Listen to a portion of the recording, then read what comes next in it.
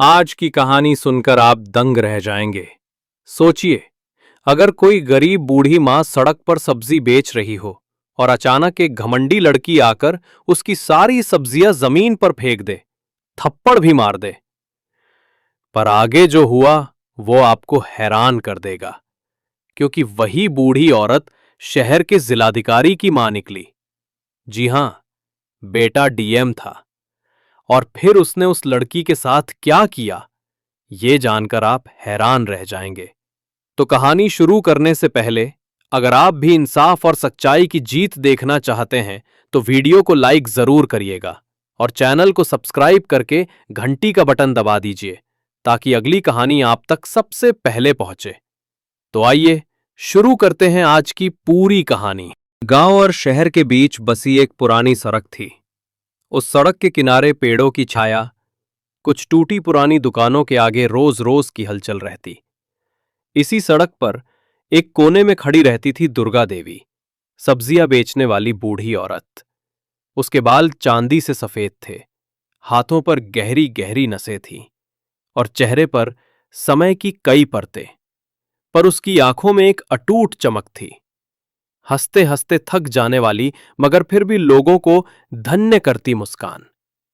दुर्गा देवी के साथ उसका छोटा सा तख्ता और एक पुरानी टोकरी रहती। टोकरी में लौकी, भिंडी, टमाटर, हरी मिर्च, सब कुछ सलीके से सजा हुआ। लोग कहते थे कि दुर्गा की सब्जियां सस्ती और साफ रहती है। लोग कमाते खर्च करते आते और उनकी मुस्कान पर भरोसा रखते। पर सबसे बड़ी बात यह थी कि दुर्गा का बेटा देवेंद्र अब शहर का जिलाधिकारी डीएम था। शहर के अफसरों में उनकी एक अलग पहचान थी, ईमानदार, सख्त, पर इंसानियत से भरा। देवेंद्र के बारे में मोहल्ले के लोग गर्व से कहते, हमारी दुर्गा का बेटा अब बड़े अफसर में है। दुर्गा देवी के जीवन में गरीबी थी, पर मर्यादा भी थी। जीवन भर ईमानदारी से काम किया, कभी किसी से चोरी छिपे कुछ नहीं मांगा। देवेंद्र जब छोटा था तो दुर्गा ने उसे स्कूल भेजने के लिए खुद भूख सहा। उसका सपना था कि बेटा पढ़ लिखकर सभी को नाम रोशन करे, और बेटा सचमुच कामयाब हुआ। पर धमाकेदार किस्से और चमक दमक ने मां के चेहरे की सादगी कम नहीं की। एक दिन शहर से आई एक नई नई लड़की प्रिया, बड़ी सी ड्रेस में, मोबाइल की घंटी बजती रहती। उसके कदमों में वो इठलाहट थी जो दिखाने के लिए औरतों को बहुत चढ़ती है। उसे शहर की हवा और लोगों की तारीफों की आदत थी। प्रिया को सामान खरीदारी करना, लोगों को आदेश देना और अपनी उन्नत स्थिति दिखाना अच्छा लगता था। वो अक्सर दोस्तों के साथ घूमती, शोर मचाती और अपने बारे में बातें करती। उसी दोपहर जब धूप तेज थी, प्रिया अपनी एक दोस्त के साथ वैसी ही आभा और गरिमा के साथ बाजार में आई। उसने दूर से देखा कि सड़क किनारे एक बूढ़ी औरत अपनी टोकरी सजाकर बैठी है। कितनी गंदगी, प्रिया ने एक तंज भरी हंसी के साथ अपने दोस्त से कहा। ऐसे लोग यहां क्यों घूमते हैं? अच्छे कपड़े पहनने वाले लोग इस सड़कों पर नहीं आने चाहिए। दोस्ती में कुछ और युवतियां भी थीं। सारी नजरें दुर्गा पर ठहर गईं। प्रिया के मन में एक अजीब सी छोटी सी जलन और बड़प्पन का भाव था। उसने अपनी उंगली से टोकरी की तरफ इशारा किया और तेज स्वर में बोली, अरे तुम, ये सब क्या है? सब्जियां फटी पुरानी लग रही हैं। तुम्हें यहां बैठने का कोई हक नहीं है। जाओ यहां से, शर्म आती है। दुर्गा देवी ने बिना किसी शोर के मुस्कुरा कर कहा, बेटा, जो खाना अच्छा लगे वो ले लीजिए। मैं सच्चाई से बेचती हूं। पर प्रिया का स्वाभिमान तृप्त नहीं हुआ। उसने टोकरी के पास जाकर जोर से कहा, इतना सस्ता सामान बेचकर तुम लोगों से शहर की छवि गिरा रही हो। चलो हटो। तभी प्रिया की चिढ़ बढ़ गई। उसने बैकहैंड की तरह टोकरी को धक्का दिया। सब्जियां सड़क पर बिखर गईं। टमाटर लथपथ हो गए। हरी मिर्च ढेरों की तरह छिटक गईं। भीड़ में कुछ लोग सहम गए। दुर्गा ने झट से सब्जियां उठाने की कोशिश की, पर प्रिया ने उससे हाथ हटाते हुए तेज आवाज में कहा, तुम्हारी सब्जियां नकली और गंदी हैं, ये हमारे शहर के योग्य नहीं हैं। और फिर वो पल जिसमें सबके दिल रुक गए। प्रिया ने दुर्गा का गाल थप्पड़ से मार दिया। एक हल्की सी चिल्लाहट हुई, कुछ लोग रोने लगे और कुछ ने तुरंत प्रिया को डांट दिया। पर प्रिया ने घमंड में कहा, इसे सिखा देना चाहिए था, ये हमें शर्मिंदा कर रही है। उसके चेहरे पर विजय की चमक थी, पर उस चमक के पीछे एक अंधेरा भी था, घमंड का। दुर्गा देवी का चेहरा थर्रा गया। उसने अपने ठुनसन ठुनसन हुए हाथों से गाल सहला और जमीन पर गिरी सब्जियों को देखते हुए बोली, धीमी पर दृढ़ आवाज में, बेटा, तुमने गलत किया। मैं तुम्हें नहीं डांटूंगी, पर तुम इसे अपने मन में रखो कि इंसान पर इतना अधिकार कोई नहीं रखता। प्रिया ने बस हंसकर वहां से चला गई। उसके साथ आई उसकी दोस्तें भी हंसी लालायित थीं। बाजार में कुछ लोग दुर्गा के पास आए और मदद की। कुछ लोगों ने टोकरी संभाली, कुछ ने पोंछा, पर सबकी निगाहों में अब एक बदलती धार थी।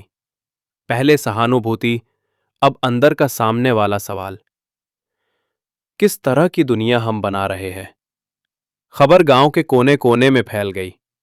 कुछ ही घंटों में ये बात देवेंद्र के कानों तक पहुंच गई। देवेंद्र, जो जिलाधिकारी के कार्यालय में बैठा था, उसी समय के कागज और मीटिंगों की आवाज सुनते हुए अचानक शांत हो गया। उसने अपनी कुर्सी से उठकर खिड़की से बाहर देखा। धूप तेज थी, पर उसके दिल में एक ठंडक आ गई। मां की उम्र, मां की सादगी, सब तस्वीरों की तरह उसकी आंखों के सामने गुजरने लगीं। देवेंद्र तुरंत कार्यालय से निकला। उसने सरकारी गाड़ी को निर्देश दिया कि मां के पास चले। रास्ते में उसने अपने दिमाग में कई चीजों का हिसाब लगाया, कानून, समाज और परिवार, पर सबसे ऊपर मां की गरिमा का प्रश्न था। जब वो बाजार पहुंचा तो वहां का बैरंग दृश्य था। कुछ लोग खड़े थे, कुछ सहम कर देख रहे थे, और सामने दुर्गा धीरे धीरे सब्जियां समेट रही थी। देवेंद्र ने कदम बढ़ाए। उसके आने की खबर जैसे हवा में फैल गई। लोग धीरे धीरे हिस्से में खड़े हो गए। प्रिया और उसकी दोस्तें दूर से खड़ी थीं। हंसने के बावजूद चेहरे पर थोड़ी सी धब्बी सी शर्म थी। प्रिया ने देखा कि जो बूढ़ी औरत उसने ठेस पहुंचाई थी, उसके सामने खुद जिलाधिकारी देवेंद्र खड़े हैं। देवेंद्र ने किसी भी तरह का नाटक नहीं किया। उसने पहले अपनी मां की ओर देखा। मां ने सिर थोड़ा सा नमन कर दिया। फिर वो प्रिया के पास गया। उसकी आवाज शांत थी, पर कठोर। आपने एक नागरिक के साथ दुर्व्यवहार किया है। ये न केवल अनैतिक है, ये अपराध भी है। प्रिया ने चौंक कर कहा, आप कौन होते हैं? देवेंद्र ने सिर्फ नाम बताया और फिर कहा, यहां के कुछ लोगों ने आपकी शिकायत दर्ज कराई है। मेरे पास शिकायतें हैं कि आपने शारीरिक हिंसा की, सार्वजनिक तौर पर अपहरण और अपमान। प्रिया ने पलटकर हिमाकत की, ये सब झूठ है, मैंने तो बस। पर भीड़ में अब कुछ लोग बोले, तुम्हें वीडियो में देखा गया है, कुछ लोगों ने गवाही दी है। देवेंद्र ने तुरंत सुरक्षा अधिकारियों को बुलाया। वहां पर मौजूद पुलिसकर्मियों ने पुख्ता तौर पर कहा कि सार्वजनिक शांति भंग करना और किसी व्यक्ति को शारीरिक चोट पहुंचाना दंडनीय है। देवेंद्र अपने पद का इस्तेमाल करते हुए प्रिया को शांत रूप में समझाने का प्रयास कर रहा था, पर कानून के मुताबिक शिकायतें दर्ज होने के बाद कई प्रक्रियाएं होती हैं। प्रिया को हिरासत में लिया गया, और ये कदम केवल इसलिए लिया गया ताकि मामले की सही जांच हो सके और भीड़ तंगी ना बढ़े। जब प्रिया को पुलिस वैन में बैठना पड़ा तो उसकी आंखों में पहली बार डर और पछतावा झलकने लगा। उसे मालूम था कि वो कुछ बड़ा कर बैठी है, पर उसने पहले कभी इस तरह के नतीजे नहीं सोचे थे। देवेंद्र ने उसे आंखों में देखकर कहा, कानून सभी के लिए है, चाहे आप जितनी भी ऊंची या प्रभावित क्यों ना हो। किसी के सम्मान को ठेस पहुंचाना अच्छा नहीं है। अब अदालत तय करेगी।